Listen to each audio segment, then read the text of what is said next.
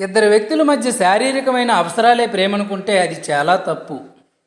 ప్రేమకు దాహం ఎక్కువ, అది ప్రేమతో మాత్రమే తీరుతుంది, కోరికలతో తీరదు.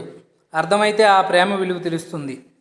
నిన్ను ఎవరైనా ప్రేమిస్తాను అంటే కారణాలు చెప్పి వదిలించుకోవాలని చూడదు. ఎందుకంటే ఆ ప్రేమను నువ్వు ఎన్ని కోట్లు పెట్టినా కొనలేవు.